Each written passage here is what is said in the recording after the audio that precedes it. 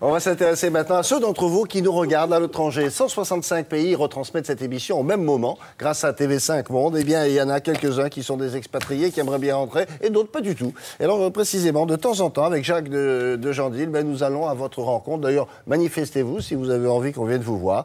Ils vont pas qu'en Grande-Bretagne ou au Canada. Parfois, même, c'est un peu plus loin. C'est là-bas, en Norvège. Et Jacques a rencontré Benjamin, sa fiancée Laetitia. Ils sont très, très attachés à leur pays d'adoption, quand vous allez le constater vous-même. C'est pour retrouver Laetitia, partie faire ses études en Norvège, que Benjamin a quitté son sud natal. Ils sont tous les deux tombés amoureux de ce pays où aujourd'hui, ils sont définitivement installés. La qualité de vie m'a conduit à venir à Bergen. Des projets aussi, j'avais envie de tenter autre chose que la France. Et du coup, j'ai suivi une formation de guide touristique ici à Bergen et je me suis plu, même si le climat est très différent du sud de la France. Et j'ai eu envie de rester naturellement, d'apprendre la langue et ça a marché. Donc je suis très heureux d'être ici. C'est un pays qui est très calme, première chose. Ensuite, la qualité de vie est vraiment super.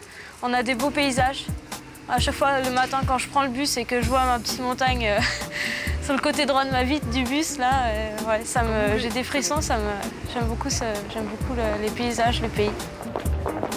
Ils sont pas froids, parce que c'est un faux mythe. Ils sont calmes, réservés. Et ensuite, quand on commence à les connaître, ils sont ultra accueillants. On vit du tourisme à Bergen et je suis guide touristique et journaliste sportif dans mon temps libre également. Extraordinaire et je suis vraiment très fier de vous la présenter. Donc ça me permet d'assurer notre vie, bien sûr, notre niveau de vie qui est modeste pour un salaire norvégien mais qui suffit amplement à prendre du plaisir.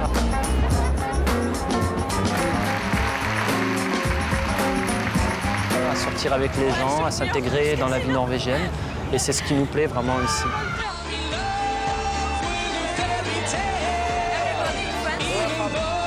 Au départ, c'était très dur parce que j'avais les bourses françaises.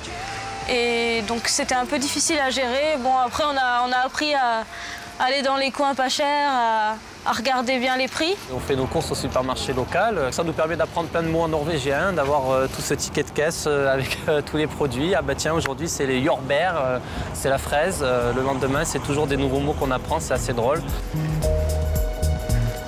J'ai écrit beaucoup ici à Bergen toute l'année dernière, particulièrement parce que l'hiver est une saison creuse pour le tourisme. Donc je me suis retranché un petit peu dans mes endroits favoris de Bergen, dans les restaurants, dans les bars. J'ai écrit un roman, Le goudron et la plume. C'est l'histoire de deux jeunes qui s'en vont, qui décident de tout quitter.